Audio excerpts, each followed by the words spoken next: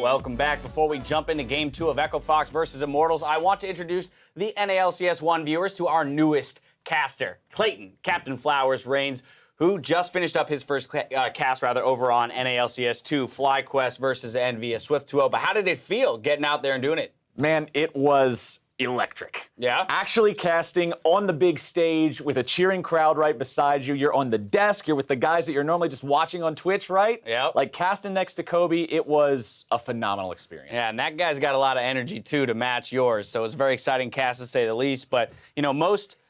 if not all of our viewers will have some idea of who you are because you're slightly Reddit famous for a few plays. Maybe a little bit. Earlier in your amateur career as a caster. But I want to know where the journey started. You know, where did you what was the impetus for wanting to become a caster? Well, you know, I've been playing League of Legends since 2009, like back when the game came out. I don't have the Bowser Rammus skin, but I've got the UFO Corki, so I can at least take that claim to fame. But I've been playing the game for a long time. I've always enjoyed playing the game, and it was something where when I was trying to kind of figure out where I wanted to go in life, having graduated college but not really settled into a career path, right? Some friends and family were like, hey, you like League of Legends, you like this whole like competitive gaming thing, see what you can do with it. And as a Skarner one trick, you can't go pro. That doesn't happen. That doesn't work. No, not so much. Especially not in the 10-ban system. No, not in the 10-ban system. You can't play the game. Right. So I was pretty much like, hey, let's give this a shot. And I started in summer 2015. I was doing solo casts of my friends playing solo queue. And I evolved through amateur leagues and worked my way up to you say friends, family, and of course then you had support from the internet itself. But friends and family, I mean, a lot of people still are looking at this industry that's growing and evolving, and some people still have reservations about, you know, the legitimacy of career paths in esports.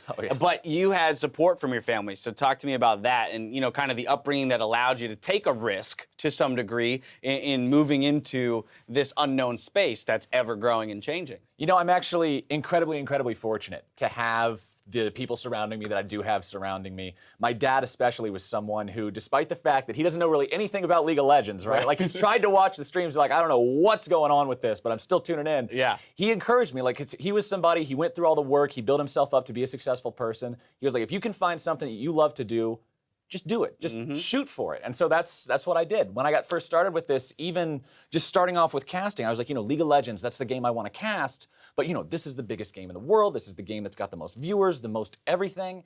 And I was like, do I even have a shot at this? And if you asked me a year and a half ago, I would have said, hell no. Right.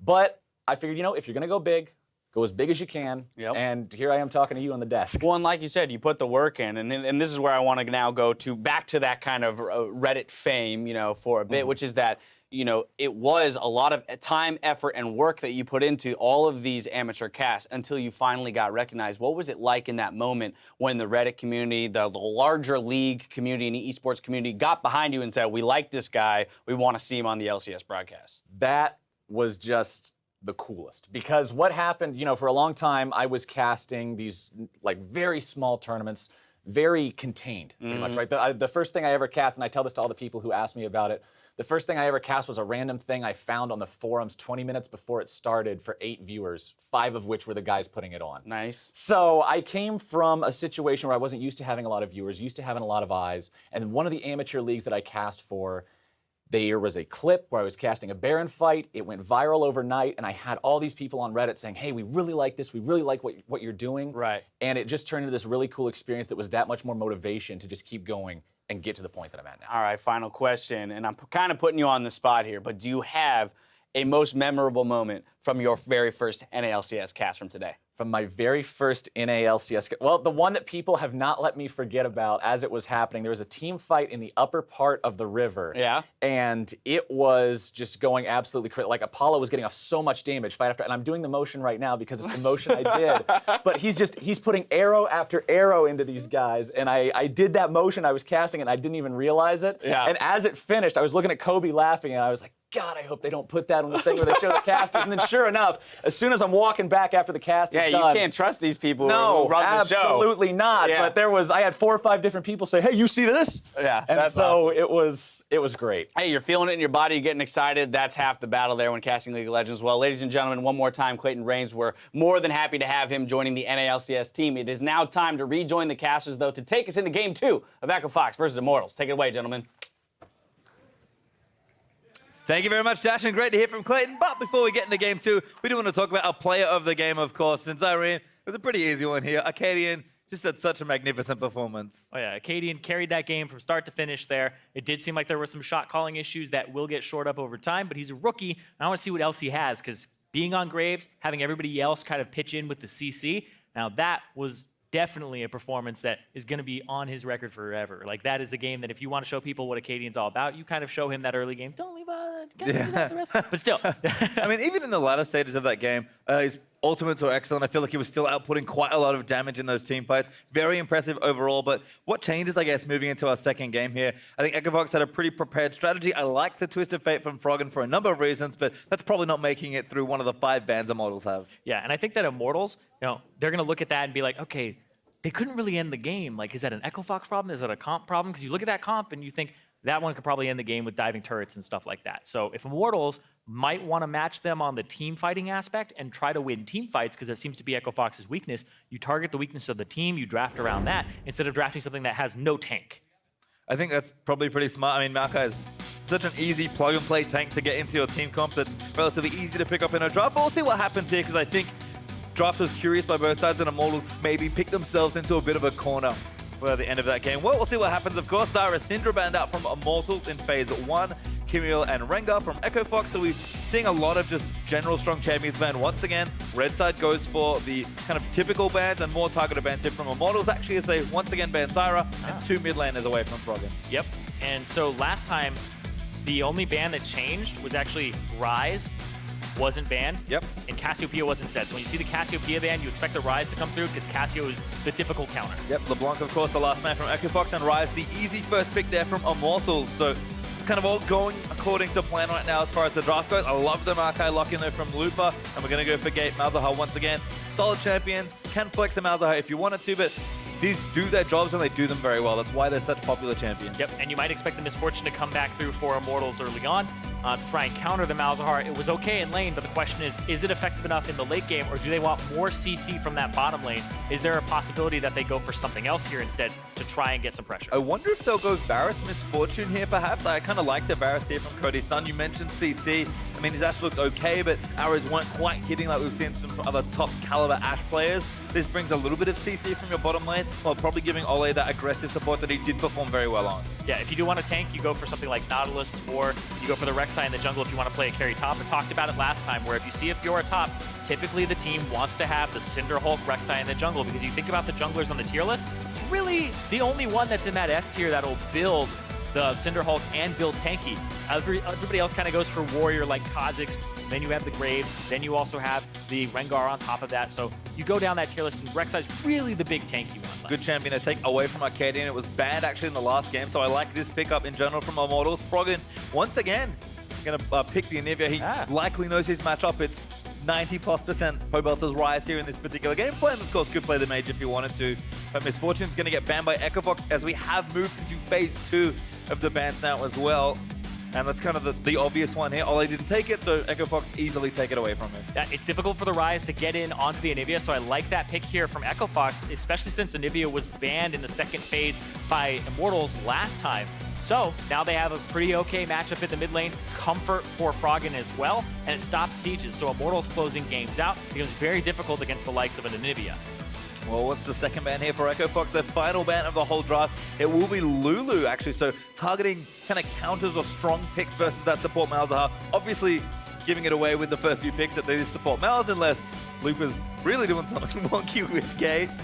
But I like this, you know, pinch a role that you've already taken. You've taken one of the best champions for it. Take away all the counters, and Ole's going to have to fall very far down and probably not be able to answer the Malzahar. And when Malzahar is left unchecked, very powerful. Yeah, most likely the Karma would be the next pick up there. I think assume the Jhin, as the next ban there. So Caitlyn might get picked up by Keith.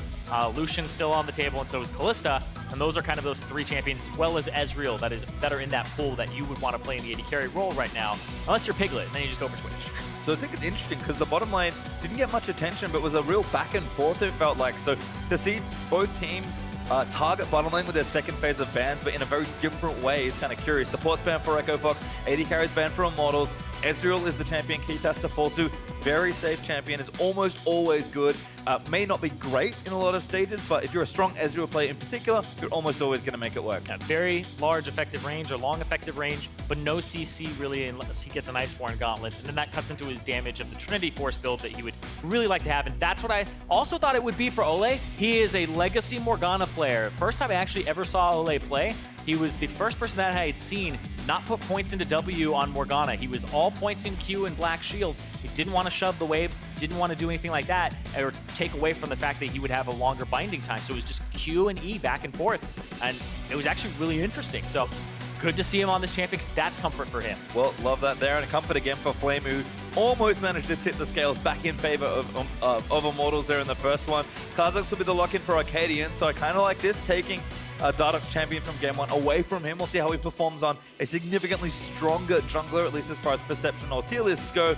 But Flame, like you said, paired with the Rek'Sai this time feels like a very strong thing. Dardoch likely going to be there in the top lane, helping Flame out. We've seen Flame when he gets going, he is more than happy to try and carry a game, and he got very close in game one. Exactly. That's the thing, though. He's got to get going, so the Rek'Sai might make some early ganks up top, whereas last time was a little bit more focused on the bottom there from Dardoch, and the picks and bans definitely focused the bottom lane here, was trying to get Immortals a little bit of a better matchup if they could, and try to push Keith off of utility and onto something where he has to do a little bit more damage and put himself out there. Yeah, Arcadian and Froggen again are going to have to be the real big forces in this game. Lupa can still perform and help shore up Echo Fox's team fighting with the Maokai. He did have a lot of good moments in that game as well, particularly when Echo Fox did get around to fighting.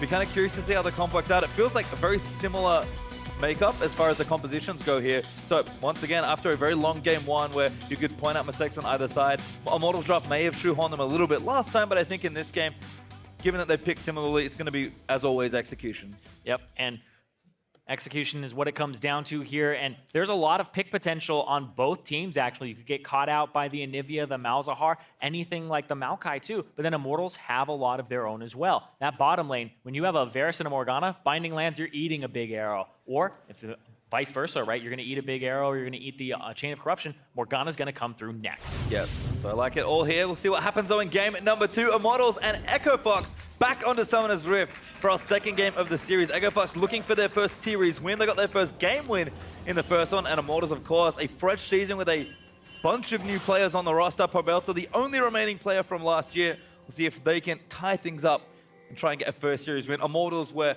almost unassailable last year.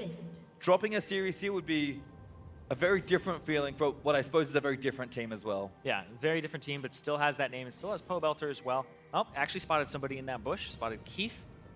So we'll be able to check items and know that that's who he saw. Hat was sticking out. Yep. Unlucky. But also, I want to talk about this as well, because Immortals last time actually didn't really have any CC in their composition. It was Ashe, Arrow was really the CC that they had. They had Misfortune, Fiora, Kha'Zix, and Corki. So the only hard stun on that team would be a Riposte or the Ashe Arrow. So now they have a lot of low cooldown CC that they could use to catch people or pick people, which did seem to be a problem for Immortals previously, where they had to wait constantly, like you were talking about, on Cody Sun's Arrow. Every time, arrow, arrow, arrow. Now they can make plays with more frequency. And it seems nice that even if they fall behind, they have good tools to find picks and get themselves back in the game. And if they get ahead, then they can just start steamrolling through and go pick after pick after pick. So we'll see how the early game goes. Echo Fox have looked almost spotless in the early game as Lupa. Ooh, he's going to face check a couple. Flame and Dardoch there. Good Q from Lupa, gets them out of the way. But that looks like a buff steal coming through, and immediately Cody Sun and Ole going to check this. Yep, going to chunk him out. Arcadian. Yeah, they have to run back. They can't actually continue to poke him down there, because then they get cut off and collapsed on. And now he has to walk the long way around. You can't walk into a Malzahar that has the W rank 1, because then he just gets 2 Voidlings and he just chunks you out. Yeah, and Gate knows this. He's going to chase him all the way over. Go around. Go all the way around. No cheating. Go all the way around. He's actually still going, but Arcadian's coming in as well. Exactly. Assisting Acadian to get in here onto the red buff, because the red buff was stolen by Dardoch, and they know that because they had seen him with Looper previously on the top side. He's actually still going, but he's going to help with the buff instead, which I like. Dardoch back to his blue buff, of course, so just some vertical jungling here, unless Ole has a miracle pull steal in mind. Yeah, there's no smite here, so... All right, he got it. Isolation damage is enough as Lupa. A lot of damage at level 1. Flame really Abusing those vitals with the lunge. Well, when you know where the enemy jungle is, you can go in as a top laner. He's on bottom side of the map, absolutely no threat to me in the top side. So Looper has to play more defensive, and Flame gets to play further up, especially since Rek'Sai, they know, is on this side of the map because he wasn't at that red buff. No, Arcadian level 2 is actually going to go back towards his Gromp, so the jungle was not disrupted by Dardoch's early start, but maybe some initiative gained there by Immortals, and safety for Flame is even better. So Dardoch already influencing that top lane. We'll see if he directly goes there trying to get a gank off, or if he's happy to leave Flame in that 1v1. And we know Flame is pretty happy in a 1v1. Yeah, very happy. If you can leave him on an island there, he'll just start to develop a lead. And it's insane to think about how he came back and was just pushed off onto a side lane, and then the team played around the fact that he was there the whole time, that they didn't get caught out, that they didn't give up too many kills afterwards. So Immortals did have a good defensive style that they were able to play for a long period of time, but Echo Fox, they need to up their aggressive style. They need to find ways to close the game. Well, very curious to see if Arcadian can make it 4 for 4 in First Bloods. He's going to mosey on it into Immortals jungle, excuse me. Does find Dardoch, but he's a level down. Gate's here as well for some assistance. Wants to steal the plants. Gate really trying not to auto it. But I think maybe now they'll go for it. And yeah, they can take the ward down now as well. So good save there from Gate on the plant. Yes. And a lot of action early actually from Echo Fox's support player. Things I've been noticing when supports invade is they'll try to hit every plant that they can in the enemy jungle. Oh, Morgana binding. That's a face. Binding straight in there. In fact, Keith's just going to go in. Ole, pretty squishy. In fact, Keith's straight in. Gets himself exhausted, but there's the exhaust following in. Heal used as well as Dardoch. We're going to try and make something happen, but I believe he got spotted. He did. Smart disengage there from Echo Fox. So much damage from the Malzahar support with the Voidlings coming out, and they just multiply in those first few seconds and just make even more. And if he has 2 ammo charges, he just gets 4, and they just start ripping people apart. And when I talked previously about Ole's Morgana and not putting any points in W, he definitely puts points into W in this matchup because of the fact that he wants to just get the That was really cool. Blast Cone usage, and Luba's going to try and gank Flame. Arcadian's here. Flame, I think he knows that something's up. He's got a flash. Can he get himself out of the way? Arcadian, can he make a fall before he lands in? Does it again! He got him as he flashed too. He predicted the flash. He put himself in the leap to get ahead. And he's like, no matter what Flame does, I kill him here. If he flashes, I'm queuing backwards. If he's in front of me, it's forwards. It's a buffer there on the Q spell. Hold on, though. Teleport from Luba, dive in from Dardoch. Keith looking to go down, but he's not dead just yet. Dardoch still chasing his Pobelta's here. Flash in as a Pobelta will get it with a Rune Prison, but Dardoch now getting chased out of the way. It was actually Froggen that came down as well with Lupa, but no kill trader back there. Nice dive from Dardoch. Very nice orchestrated dive there. Flame also gets to go to the top side of the map with his teleport, recover a little bit here too. Has the cull, will start to farm up again, even though he got ganked. Now, lands on Gate. That's bad news for Gate, but the spell shield's on Gate. He's gonna go down. No, Froggen! This takes out Dardoch instead with a combo, and Gate's gonna flash his way out to safety. Arcadian now covering for the rest of his team. He's just everywhere. Froggen wants it, he wants to lay. Stuns him up, damages there. Arcadian again, 2-0. Again, Arcadian off to a great start here, and Froggen is well on top of it. Just absolutely beautiful play on the Anivia. Kept track of the flash, threw out the Q because he was up against a wall. He had no other options on where to run. And also the one previously, he let it pass through and did the Q afterwards. So the spell shield broke. He still got the stun on it on Dardoch. And again, they're very familiar with these champions, particularly Froggen with his. Watch this again. I like that Immortals are playing aggressive, but Echo Fox are answering very well. Right here, boom, boom, and it still stuns Dardoch. So, really well played there. And Arcadian comes through, and now Ole puts himself up against a wall, and he can't walk backwards because Arcadian dodges the binding. And yep, there's really no option there for Ole to get away. He moves up, there's a minion there blocking him. If he goes down, it's not enough. So yeah, Echo Fox out to another early lead here. And Arcadian, I believe that was another first blood. He's 4 for 4 now. 4 for 4. 2 of those games were losses, so this man just has something going on when it comes to killing people for the first time. Cloudstrike also over to Echo Fox. Bit of help from Malzahar there. It's really easy to take objectives, so smart play again after capitalizing on Immortals over aggression. And again, I do like that Immortals are trying to be more proactive, but Dardoch overextended himself there, and Echo Fox punished very well. Yeah. Flame, he did get a little bit off of that, though, because he got the teleport out of Blooper to the bottom side. He got the TP to the top, so it was punished on the bot side, and Dardoch did a good job of diving in. But ultimately, what it comes down to is the gold isn't actually that different because the fact that Flame got to CS. Oh, he stole it. Arcadian is like, I see you, I see you. Arcadian's actually smiling more about that than Dardoch was. Dardoch Definitely with a pretty serious look on his face right now as Froggen gonna take his own blue buff. Very swift pick up there for Anivia. Gonna move himself back to the mid lane. Yeah, but 2 mana scaling items on these champions in mid. Not too surprising, but the early tier and the catalyst being done is good news. Gating some damage there. And this is actually like so cool. I just wanted to talk about like the 10 bans again because I did it previously with what we were seeing from Acadian with Graves. It's like Froggen's just gonna play Anivia, right? It's like not a problem at all. Acadian though, speaking of Dado gets a knockup. Now leap away, but here comes the ulti out from Pobelter. He's invisible, but not for long enough. Stun's gonna cover, just gets Pobelter, and Dardock zoned away by Glacial Storm. sometimes you just gotta hit the blast cone. You just gotta do it and hold on gate. Okay, that's a knockup. That's gonna be death. Pobelter, his second kill of the game. And now that Rise banned out so frequently. Off to a good start here up against the Anivia. And the Anivia, it's hard to close the distance on her. She'll slow you, she'll stun you. He has enough. You can't wait that out. He's got blue buff, right? It'll take a long time.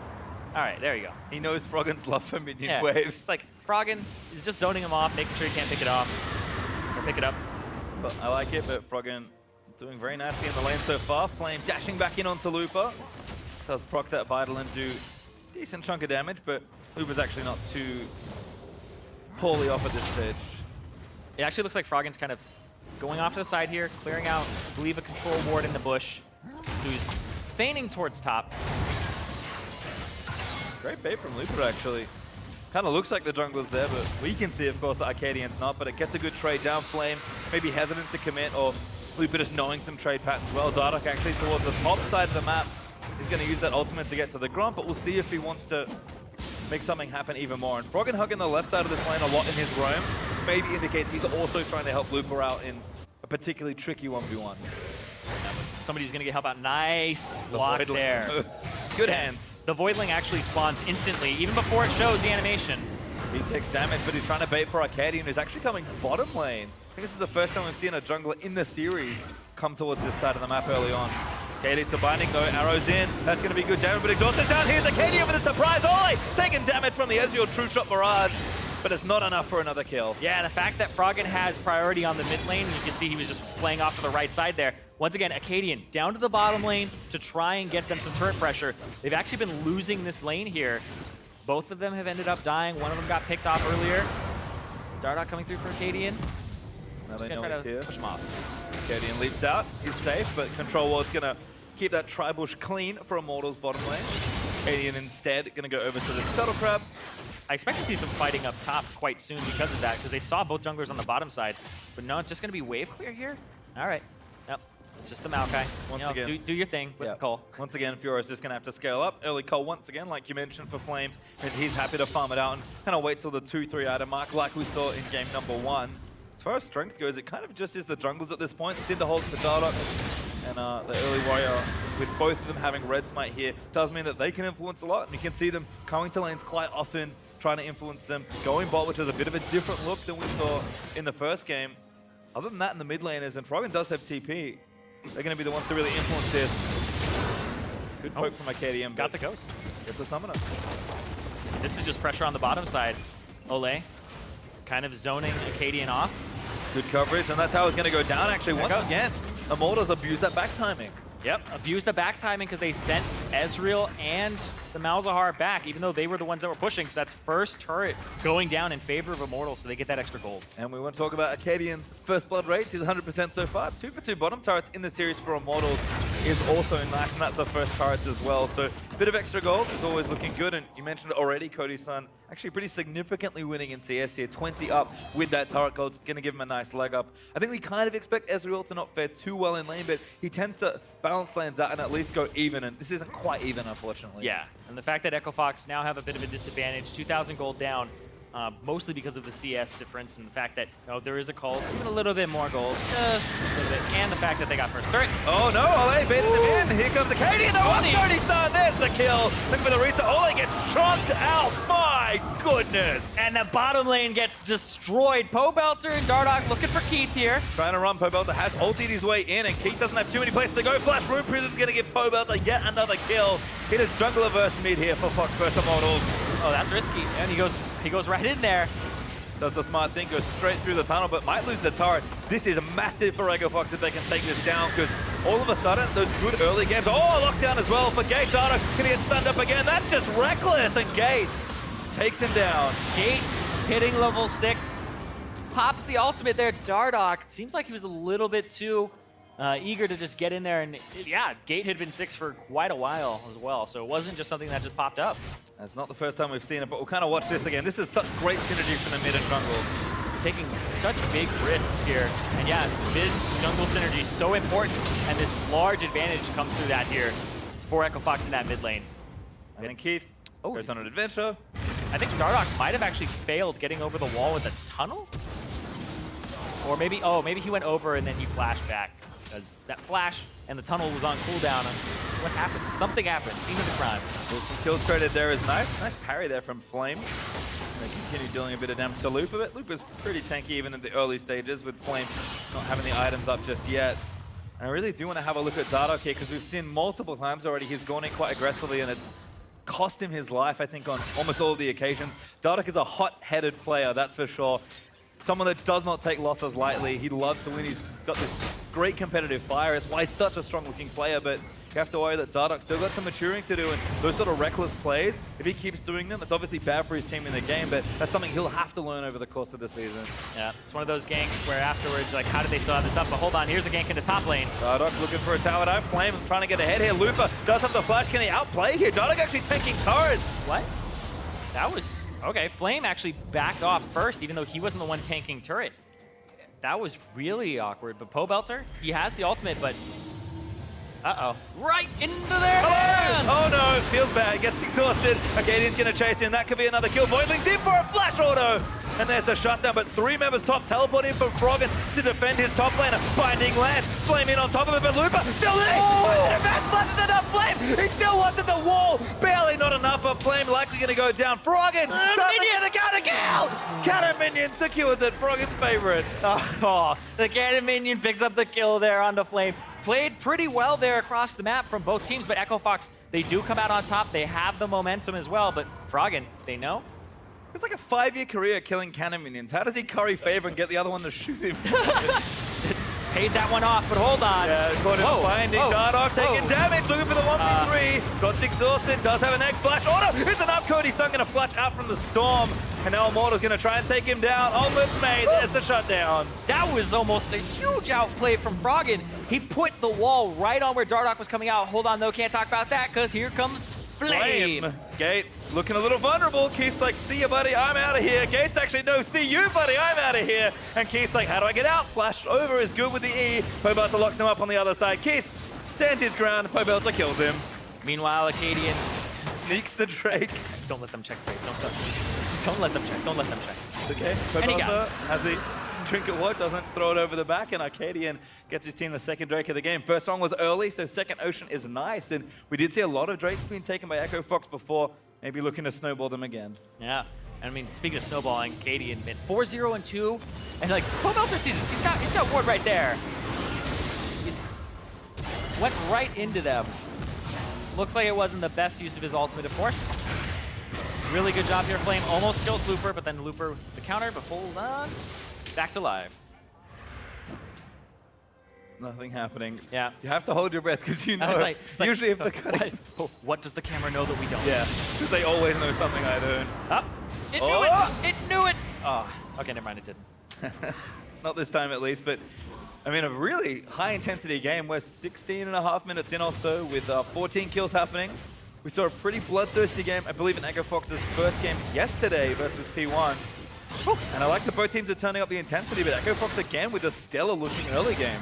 Yeah, their early game has been really solid, and even despite the fact that Immortals were farming a little bit better in their lanes, had a winning bottom lane, had a winning top lane, gets turned around by Acadian once again. Lose out on first turret gold as well, but Echo Fox are now up in structures and are doing quite well. Sure, it's not 6,000 gold lead or anything like that, but right now... That's a dead Cody Sun! Another pick! And Acadian gets credit for that kill once more. 5 kills now. Make me look good, guys. Let me get all the kills. Yeah, pump the KDA up. But like the player of the game. Exactly, right? He is a carry jungler right now. And he has been doing wonders for this squad because normally it'd be like, all right, another Echo Fox game where they do nothing for the first part, but now they're very, very active. And this is really cool to see and watch it develop over time. I love the double TP play. Echo Fox are making very crisp rotations together, starting to force a lot of skirmishes. And Gate's pretty much been stuck with Arcadian this whole time. 2v2 again. No, it's going to be 3v2 as always in the backside. Arcadian trying to get away, but he saved himself. The Hex Drinker popping does help him out. There's a teleport onto a Voidling, which is adorable, and Froggen trying to wall somebody off. It's Dardoch, then he's caught in the trap. Looper falls in after the flash, and Froggen looks to get the stun back in. Not chilled there on the E, so that's not quite there. Must not have had the cooldown, because that was going to be a kill. Yep, and now they just get to push up that top lane. That might be another turret going over to Echo Fox, so they'll hack all of the tier 1 turrets down here, and it's kind of like what happened last game. They get all of those outer structures down. Phase 2 is very difficult for them. They do have pick potential. They do have Froggen on the Anivia for comfort. How are they going to do it? And I think that's the difference that you highlighted, that instead of just using their superior map rotations, they had a Twisted Fate before they used their teleports so early from Looper and taking structures kind of that way. I like that they're actually looking for kills first and then taking the objective. It's kind of like an older style of League of Legends in a lot of ways, but sometimes just brute forcing them. I mean, the easiest way to take an objective when you have no one to contest it for you. Getting picks off does help there, and I like the Echo Fox sticking together and using their pick tools effectively. Exactly, and now the fact that they have so much damage and ability to pick people off, they can play to that. But they didn't get that last structure up top yet. Keith will shove this wave out one more time. He actually doesn't have any support here, so he's going to have to kind of play a little bit safe. Not exactly sure which side of the map Dardoch is on. There's nothing in that southern part of the jungle for Echo Fox to see. Everyone's still kind of scaling up as well. We're almost 20 minutes into the game. Drake not spawning just yet. Timers are pretty desynchronized that you might expect from a normal game. To the 7-minute cloud that Echo Fox took. Vladimir is stacking up for both mid laners though. Looks like Froggen's going for Morello Normicon for another additional bit of mana from the Lost Chapter, and will likely build into that very efficient item. But we've got the Archangels done now for Pobelto, building in towards the Seraph Transform, and Flame is approaching those 2 items with the AD carriers kind of still collecting pieces and looking for their first major ones. So the mid-game teamfight's going to look pretty close. Froggen actually just finished his item, so he's quite strong right now. Teleports back to try and force something here, but Immortals are playing pretty smartly and a little far back, giving the respect right now, even though the gold is quite close. Yeah, just trying to get that pressure and stay on the map. But Scuttle Crab is going down for Dardoch, so Dardoch and Immortals will have the Scuttle Crab down. Gate quite good at blocking those Dark Bindings with the Voidlings, just spawns them so quickly. Like I was saying earlier, they actually pop and register before the health bar or the animation shows. So it looks like it hits something else or nothing, and then it just pops up like, oh, it was there the whole time, I guess. It comes from the void. That makes perfect sense. You're right. To me. It makes sense because the void doesn't make sense. The flavor aligns. We've done it. Dardoch going to take himself the red buff. Ocean Drake is up in a minute now, so Echo Fox can look to get a second one for themselves and keep the Drake snowball going that they had in game 1. Looks like right now they're actually trying to work on that outer turret. Again, sticking together is the change I like it, even though the strategy looks very similar. Yeah. Oh, they went over the wall. Oh, it's a trap. They're actually looking for an early Baron. But this is the thing. Exactly, it's a trap. They have the Scuttle Crab on Immortal side. So this is actually them just saying, we're going to use the Blast Cone. People don't play around this just yet. Nobody really plays around this when they have that Scuttle Crab. They swept the pit. Acadian will get low, but they'll still pick it up. And then, oh, wait, what happened? That's Barret for Echo Fox. And that's great. When we talked about their struggle to get Baron in game number 1, they did the complete opposite. Instead of waiting until the very end of the game to try and take it, they'll take it pretty much at the earliest possible moment. And what Echo Fox do with this Baron pickup will be so important to watch. Looper eats the snare, then a binding, but pretty tanky, nice and safe with the Merc Treads helping him out. Acadian back down to the bottom lane to cover here as well. Drake's up also here if they want to get the Drake for themselves. So Echo Fox, you have Baron buff. It's time to force something. Yeah, top lane though, they will lose this. Keith is for some reason up against the Fiora, which is a bad allocation of resources, to be quite honest. So that's a free turret. Okay, now though, locked up. Dardoch going to knock him up as well, but Pobos are going to eat the ulti up from Gay. Arcadian gets him out, but shut down by Dardoch just barely. Ole though, taking damage from Looper, almost goes down as well. Dardoch doesn't want to go through the storm. True shot barrage. Not going to hit. Nice little juke to the right there just to get out from under it. But Looper trying to fight. He's forcing onto Dardoch. That should be a kill. Froggen gets himself one around the Ocean Drake. Echo Fox still chasing. Wall doesn't quite get Flame. Yep. The fact that they killed the jungler means no smite steal possible. Might be another one falling to Echo Fox here. And I gotta say, Echo Fox they've had some bad luck with these Drakes. And Keith, oh, hey, surprise. Well, Gates here as well, but Keith might die in it. As Arcane chipped out of the way. Don't want to pull too many people up to Drake, so they will get it. Flame, I like the attempt, but unsuccessful there. Yeah, he also got silenced, so couldn't use another Q there to get to the other side. So Gate, I mean, big props to him on this Malzahar. He's been doing quite a good job. People don't have those QSSs yet, so he can still make those plays. And Binding hits Acadian, and a really good reaction there from Frogix. It makes Olay have to go all the way around. He actually has to Tormented Soil on the Gate, whereas that would have killed Acadian much faster. Also gave them vision, which was kind of cute. You can see Echo Fox still confident in their team fighting, given that they're ahead. Yeah, and usually team fighting has been their problem. Right here, the skirmishes back and forth. Ends up going quite well for Echo Fox, getting them that Drake on top of it after getting the jungler, picking off Dardoch. Really nice stuff here, but Baron Buff is starting to wear off these members, so I have to wonder just how much damage Echo Fox can do with that. That's one of the disadvantages of taking an early Baron. It's usually so early that it's difficult to do too much damage, even though it is tricky to defend. Echo Fox, I think, deciding to fight a few more. They wanted to get the third Drake, which they did get, but not getting too many turrets out of the deal would have really snowballed the gold lead for them. Keith will manage to get this one. They've got about a quarter of the buff left if they want to try and do a bit more damage. But again, sticking together, covering Keith here in top lane, and if Immortals come in for a fight, Echo Fox feel confident they can win that. Echo Fox seem to be playing those fights and not being afraid to take them just yet, but it's only a 2,000 gold advantage for themselves, or 1.5k to be honest. And Flame, I mean, he just keeps split pushing. He's almost 40 CS up right now. Just slowly but surely trying to get advantages. He's the most CS in the game at the moment, and he's at that 10 per minute mark. So Flame is just very methodical, seems to be like on a pace, almost like a robot. Like, all right, let's just keep split pushing. And he hasn't been missing out on fights either, though. So it's been quite good positioning from him and wave manipulation, to be honest. And we saw that from Immortals in game one. Flame was consistently a nuisance for Echo Fox, splitting the lanes, but we saw Bobelta duck in the sidelines. Their general understanding of the macro game seems to be quite strong, and that's how they delayed the game for so long. I think Echo Fox are trying to counter that by just killing them and preventing them from being able to set up the pushes, but they can't be too reckless with it, because if the waves are in a really bad spot, they're going to lose stuff. Yeah, and right here, though, now Fox have control of the mid and the bottom. Pobelter's up top. This guy doesn't have TP. He doesn't have a way to really get there. He has Rise Ultimate rank 2, but how much damage will he get done to this turret in the time that they have to shove the bottom and the mid waves? Well, I think they're going to try and dive Flame, perhaps, and Flame knows it. Yep. He's going to back away. Lupa does have coverage here, but Pobelta will finish off the turret. That's pretty good for a Rise, yeah. No reason to really stop pushing either. Everybody just plays safe. He has tempo on them. If they can slow this down, clear the minion wave out. Maokai. Lupa went back, so Dardoch's going to get himself stunned. Ulti did as well. That's damage. Keith takes him out. Flame dives into the other side, trying to take out Gate, and will barely miss out on the kill. Flashes in for it, but Acadian gets away. Froggen stuns Ole and goes in for the kills. The true shot for us picks him up on the back end. Lupa went to answer top, and that's a triple for Keith. Yeah, they didn't even need Looper in there. That's a 4-on-4. Pobelter not there. Large source of their damage. Dardoch gets caught again trying to engage when he saw that Looper was out of there, and now Looper TP's down bottom. They're going to get an inhib off of this. Fox definitely solved a little bit of that issue, but it was handed to them by Dardoch. What was Dardoch thinking? Absolutely. As Fox are actually going to break the bottom inhib and maybe just go for the throat here.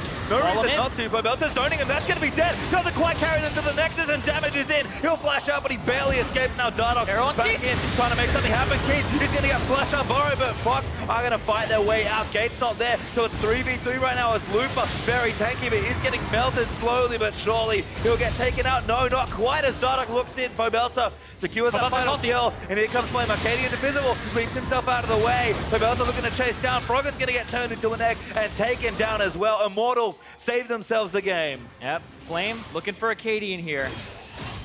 Has a relatively low cooldown. Will he chase? No, he's going to go for the mid lane wave. He's going to push this up because they need to get this middle turret down, get some pressure off of them, especially since they just lost that bottom inhibitor. Try to open up the map a little bit more.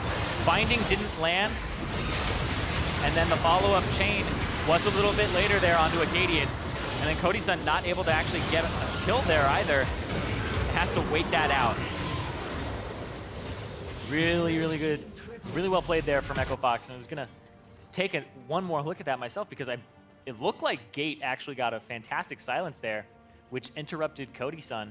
But no, it didn't. But still, ended up playing that fight quite well. I mean, I like it from Echo Fox, just going to the bottom lane, basically saying, hey, we're going to try and dive Flame here. They did send Looper back, which was good. Even though Pobelta got a turret, they thought they could win an exchange there because he could TP back and then try and take something. And an inhibitor is a huge advantage at this stage of the game. And Echo Fox, it just feels like the pace has been picked up. Exactly, and it's the bottom inhibitor as well, and Baron up in 20 seconds, shove in the mid wave, get control of the top and the mid side of the map. The bottom will take care of itself, get more turrets off of this, and then they'll be able to actually claim the Baron as their own if they want to, or if they win a team fight right beforehand. It's just a confidence to Echo Fox that we didn't see until now. I said the game does feel like that could be coming true here. They're sticking together. Again, it's really simple League of Legends, but it's effective, and that's what Echo Fox need to do. They said, we don't fight enough as a team. All right, fine, we'll force it. Get together. We're only going to play this as a 5-man. Yeah, they were overcomplicating things for a little bit, and then they were also trying to do things without risk, but there is always risk in what you try to do to try and end the game. So when they were trying to make those picks, I mean, it was kind of like they were waiting in game 1 for somebody to make a mistake. There's a mistake from Keith. Oh, it certainly is. Darloff with the first kill there. Now 5v4. Gay getting chased in. Flame riposte and stuns Looper, but he's getting ulted down. Looper going to try and lock at the front of the team fight, but Acadian has to book it. Froggen can't quite do enough damage. Great snare on the other side. It's going to take him out. Froggen, he's really large. Can he and Looper find the fight? Gay can't quite do it. Froggen goes down, and Looper now 1v4 will be crushed as well. He lives for a while, but that's a team fight win, Immortals. Woo, and they are so low on top of this. Baron's going to do a decent amount of damage here. Is Gate going to stay? No, he's not. So Immortals. Is he back? There we go. Okay, finally backs up. So that's going to be Baron for Immortals. Flame doesn't want to die. Yep. Make sure he peels off the Baron. They have to struggle creatively. There's honey fruit right there, guys. It's like, they really wanted to keep doing damage. You get the honey fruit and pick it up. But Darlock early smited as well, just for the health, knowing Arcadian was still dead, and this was just Keith hitting a snare that he didn't need to. yeah, Cody's son hitting Keith, who walked in front of everybody to try and get a Q there.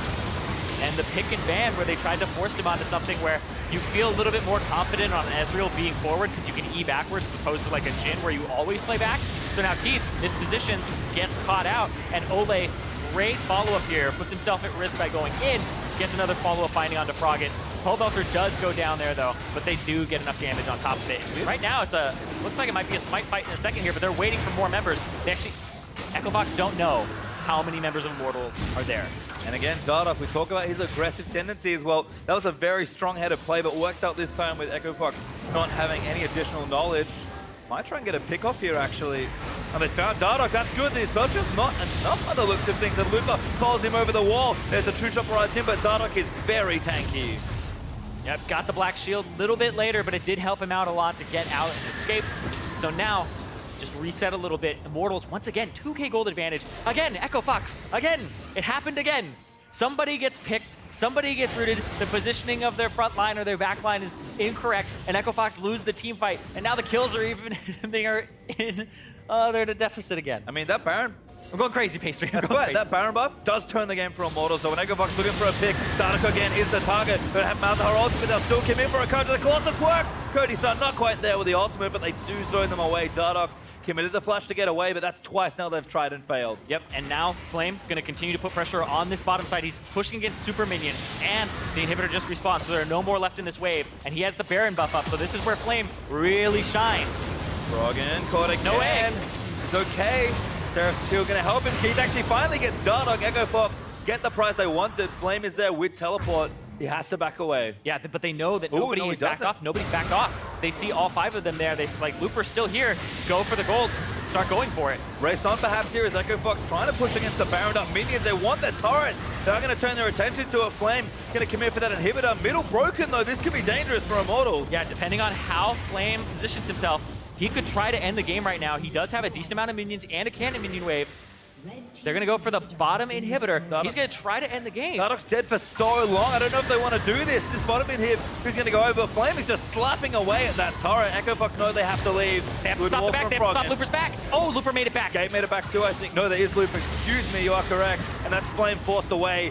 Great trade for Echo Fox. Yeah, Looper, good job hiding himself right outside of vision. If he gets stopped there, they have to keep running this entire route, and then maybe that's enough time for Flame to actually take another turret. He didn't have another minion wave coming up. He got cleared out quite quickly. Oh, no, you don't want to stand there, but Dardock actually caught as well. Ulted in by the mouth, and if he is through, oh, they're gonna go down to Keith. No, not quite, as Flame takes him out instead. Dardoch cuts forward, but Froggen gonna get turned into an egg. Echo Fox needs to go back into the team fight. Looper taking where he can. Froggen makes it back alive. No, not quite, as Pobelter does take him down. Arcadian, he knows he has to leave. He leaves the tree to die. He'll revive, but Immortals gonna 3v1 him and take him down.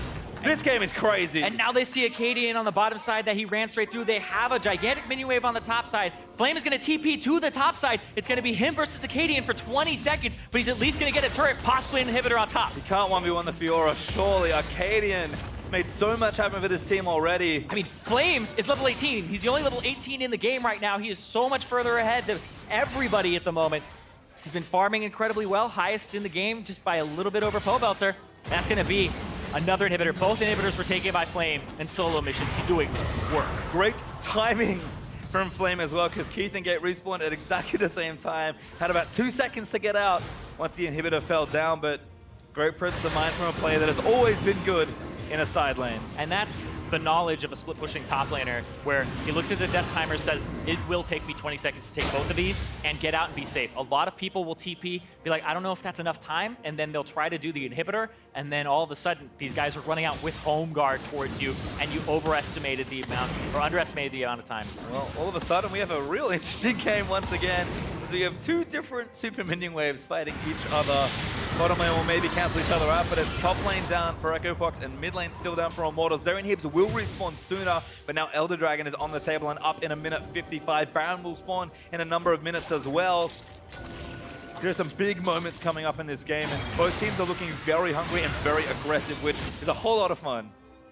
Yep, and now this mid lane finally going to get knocked down here, and Immortals will take that last tier 1 that's been mocking them. But it's the only lane that has an inhibitor up, and they get to push it down. Even on turrets as a result as well. Looper, he's spent a lot of time trying to kill this super minion. Does have the teleport if he needs to join the team, so things are okay for now, but Flame lies in wait. Looks like the lucky customer may be Looper, but Looper knows a little bit better than that by the looks of things. Yep. Wards on the side as well to make sure that they don't get flanked around. Flame is going to help escort this minion wave in. And when you escort a minion wave in on the side, it helps you open up options for yourself. Does he want to fight the tank? Does Dardoch come and help him and assist him? Or does he continue and push it all the way into the base, and then that gives him a flank angle? And then as soon as 1 or 2 people pull off of the main, they just push 4 down in the mid lane, they get that tier 2 turret. So actually pushing up the side wave when the inhibitor is down as a top laner can be very beneficial, because it gets him a better angle on the fights, and it pushes their tank, the Maokai, further into the base. And I just caught a glimpse of Flame's player cam. He is so vocal on comms right now. Clearly knowing that this is the game he wants to play. Froggen gets chunked. He's the wave clear. So now the wave clear is gone. The super minions were pouring in as well from the opposite side, so now they get a little bit more time, and Froggen has to go clear these out. He's going to clear that top wave of supers, but Immortals still moving further forward, slow and steady.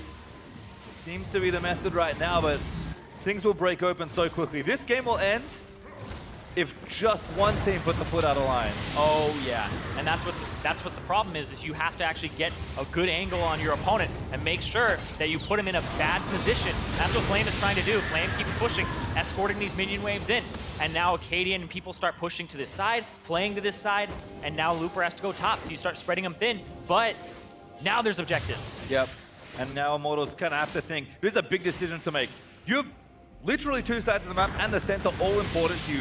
Where do you go? Immortals, the question, the answer, sorry, seems to be Baron, at least right now. But Echo Fox, they can't afford to give him the Elder Dragon, not with 3 Drakes. Yep. Can't even see them. Flame doesn't have TP, so he actually has to pull off. Goes to the blue buff, pick that up. They have complete vision of this. Flame, okay, so this is where it gets tricky. You have to 4v4 here. Looper has teleport, and this will actually get picked up Too so late. quick. Yeah, that damage is insane from Immortals as they just duck off with pretty much the perfect amount of time ready to take the objective down. And now Echo Fox know that we're still waiting for inhibs to respawn. I mean, mids respawn for Immortals, bots now respawn for Echo Fox, but there's still trouble to do, and Immortals just going to take this objective off the map. Yeah, the Elder Dragon now on the map. They see everybody inside the base, so Olay feels comfortable to actually back, pick up boots. Sorry, pick up the Phoenix Codex. Had the mobility boots the whole time. They were just actually moved. My eye was like, hey, look at that. But still. And Now Immortals have everything they need to try and end this game. They're almost 10,000 gold ahead. Echo Fox getting creative, seeing if someone sticks their nose a little too far forward. It could be Dardoch again. It's been very headstrong this game. And they're going to try catch him out, not move, not trigger the tremor sense. Clever play, try and play on the Rek'Sai like that, but now Immortals in the driver's seat. We were talking about gold advantages. Now it's up to about 8,000, 9,000. It's getting a little bit out of hand now. The Immortals are just, they have Baron, they have Elder. Yep, it's everything. Immortals should be able to end the game from this point if they can just win one last little exchange. Flame is still guiding those minions in towards it with the Baron buff. Echo Fox is just running out of options. They have no good ones left, that's for sure.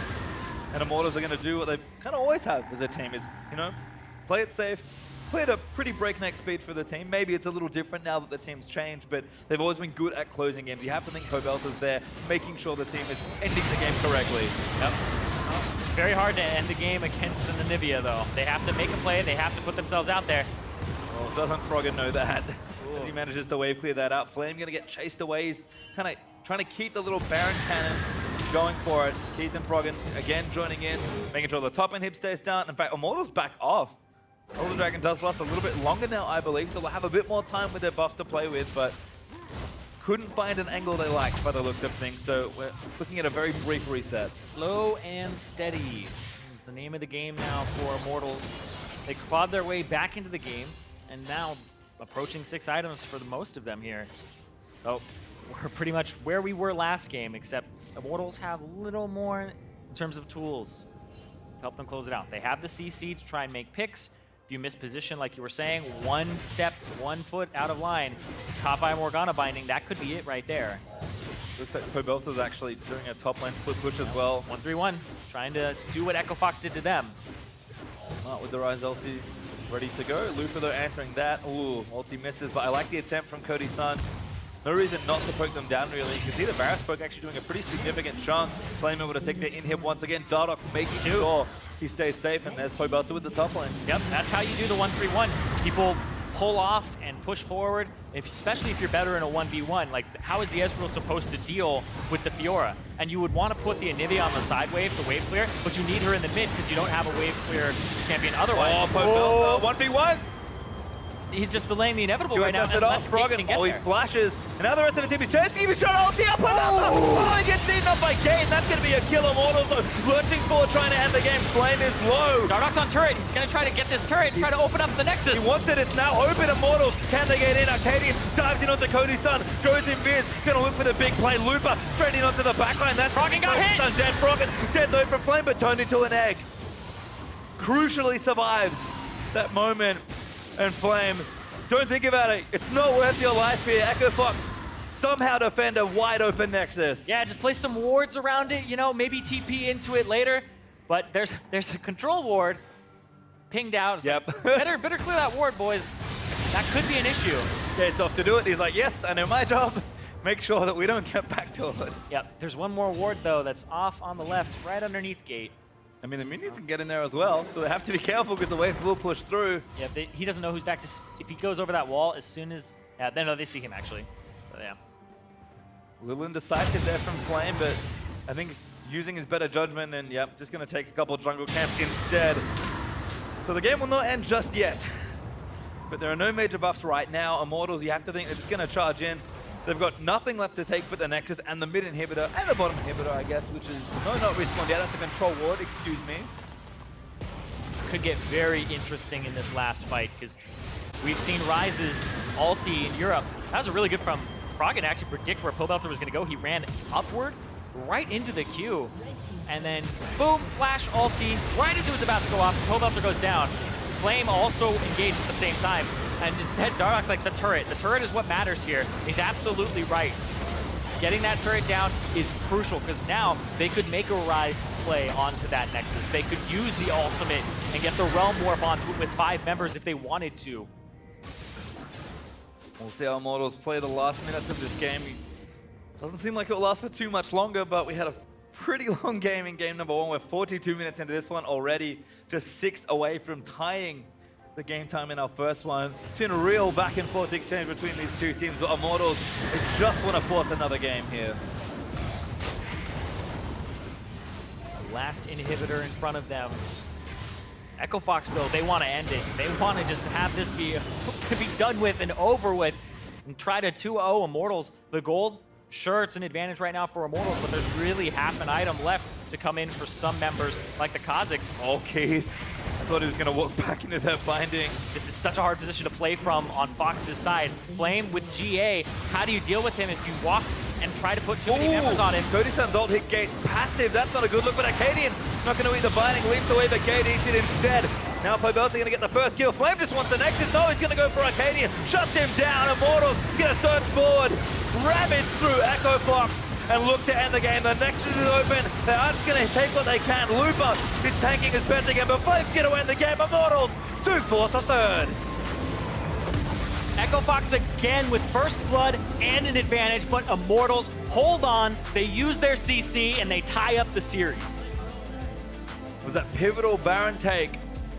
Even though Echo Fox essentially cheesed the first Baron with a really clever early Baron there between Anivia and Kha'Zix, but was not enough. Immortals, their aggression kind of cost them in the early game as they fell behind, but it certainly rewarded them towards the end of the game, and all they had to do by the end was just kind of guide the minions in. They took their mid-game advantage that they got and rode it all the way to Echo Fox's Nexus. This is becoming a meme at this point where it's Echo Fox late game.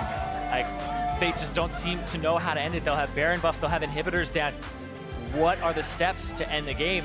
And it ends up being, well, Looper starts dying or Flame starts getting so far ahead that it's so hard to contest it, or they don't make the same picks anymore, or they don't do the tower flanks that they were doing previously, and they just let people actually scale back up. And it just becomes, honestly, a big disaster for Echo Fox because their early game looks really good. It looks really clean. Acadian is getting them off the ground. They're getting those first 3 outer turrets, and then it's from there, it's just completely downhill, and it seems like they just don't know what to do or how to communicate with each other to actually close the game out. Well, it's been a fun series, and that was another chaotic game, but for more on the series tying game, we are going to toss it over to the analysts.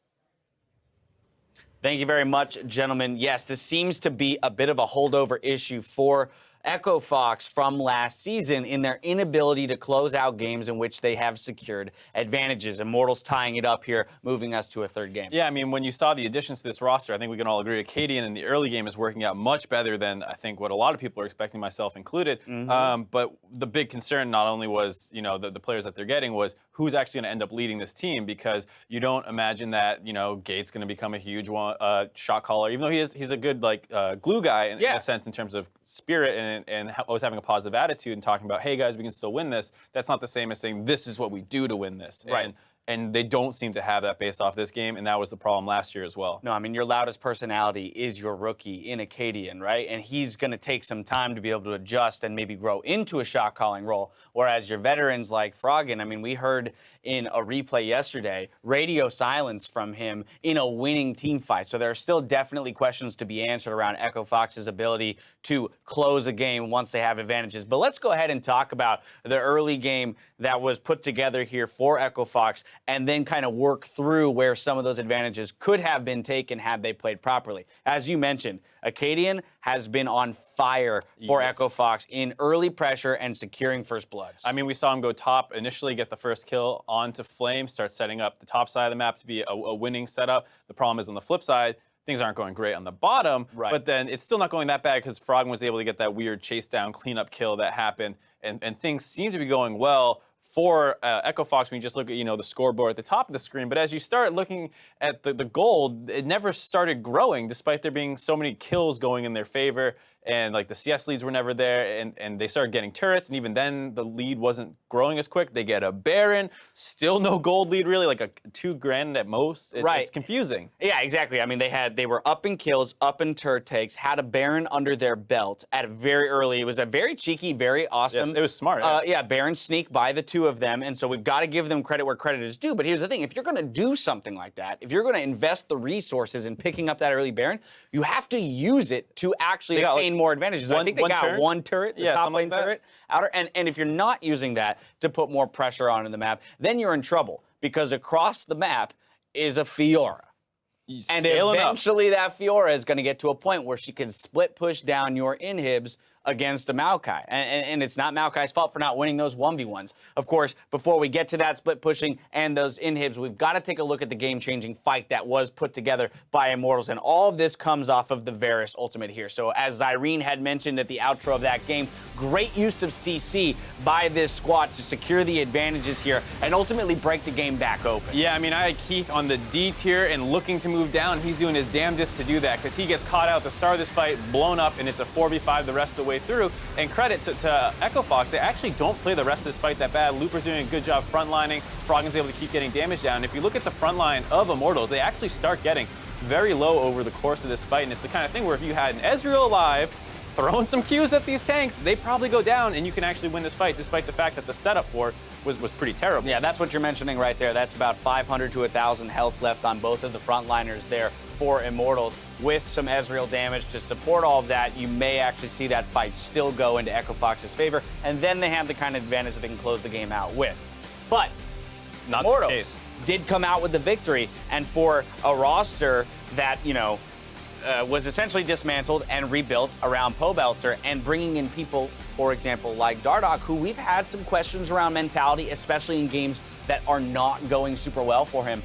They were able to mount a pretty solid defense here and ultimately claw their way back into it. By the end, you can see they had total control of the game in terms of goals. Right, and I think if there's a team that deserves a little bit of leniency in the league, I mean, there's a couple, but I think Immortals is a really big one. They've had probably the biggest turnover out of anybody with just Pobelter coming back. Most of these guys have not played much together, on top of the fact that a lot of them are just new in general. Cody Sun is a rookie, Ole is new to NA, Flame is new to NA, Dardoch just joined the team, and Pobelter is supposed to be this rock, but it's so hard to see exactly how this team's going to function when they're so new. And I think it's a little unfair to look at them in the same light as we're looking at some of the other teams who have a bunch of pieces who all have kind of existed at least in the same ecosystem before, whereas most of these guys have never existed even against each other on the Rift. Right, absolutely. And then, of course, if we look forward to Game 3 here and try and figure out maybe what some of these, or rather either of these teams should do to scrape together a victory, I've got to look at this pick ban phase and take note here from Echo Fox that they opted to take Anivia as that in that second rotation of phase 1, knowing that if they took their mid laner, they're gonna get banned,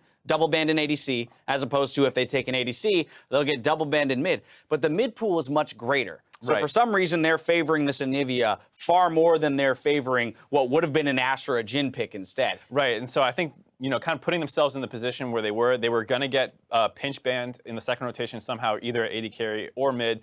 Going for the mid pick is a little confusing, and then they're forced onto the Ezreal. So I like what Immortals was doing and able to force that situation, but then it seemed weird that they went with the Morgana themselves, as opposed to maybe a more stable position or champion for the support position in like a Karma or something. And overall, despite setting themselves up well in the draft, I don't think Immortals was able to exploit it as hard as they needed to.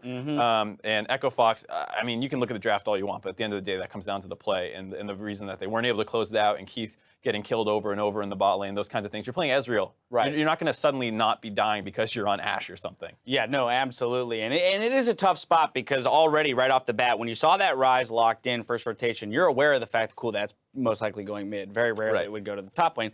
But opting into the power picks of Maokai and Malzahar, showing that support is what allowed Immortals the opportunity to force the pinch here in that second rotation. So as you mentioned, it is a tough spot for Echo Fox to navigate, and part of the learning curve of having this 10-ban system is, oh, okay, all right, now we understand how maybe we need to mirror match in that first phase so that we have more options in the second phase, or we're very clearly taking a deficit or a disadvantage in a lane. We're going to have to cover for it elsewhere.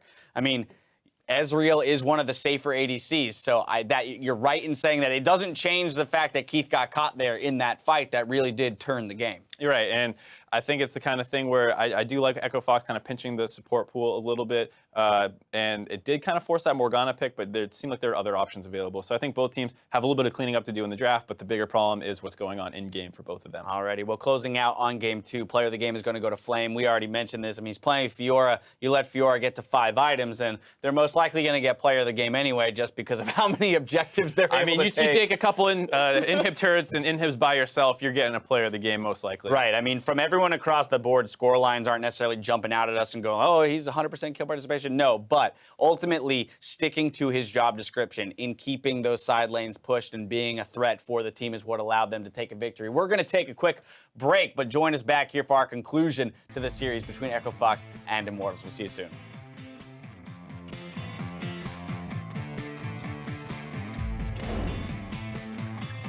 I did not scream "Let's go." Actually, Actually, you did. wait, really? Yeah. Hey man, there's nothing wrong with getting hyped up. You know, you fucking ace them, you can shit talk them. Yeah. I'm down with that. That's good shit. I think he knows that something's up. He's got a flash. Can he get himself out of the way? Arcadian, can he make a fall before he lands it? Does it again! He got him as he flashed too. He predicted the flash. He's just everywhere. On the Red flash. Frogger wants it. He wants to lay. Stuns him up. Damages Sarah. Arcadian again. 2-0. Okay, Maokai. Go to me. Maokai. We're gonna TP behind. Olivia, give it to a carry. How do you see her? Okay, nice. Oh, no! You don't want to stand there, but Dardock actually caught as well. Ulted in by the mouth, and if he is through, oh, they're going to go down to Keith. No, not quite, as Flame takes him out instead. Dardock, Froggen, cast fall, but Froggen getting it turned into an egg. Echo Fox needs to go back into the team fight. Flame just wants the Nexus. No, he's going to go for Arcadian. Shuts him down. Immortals going to surge forward. Ravage through Echo Fox and look to end the game. The Nexus is open. They are just going to take what they can. Looper is tanking his best again, but Flame's going to win the game. Immortals 2-4 on third.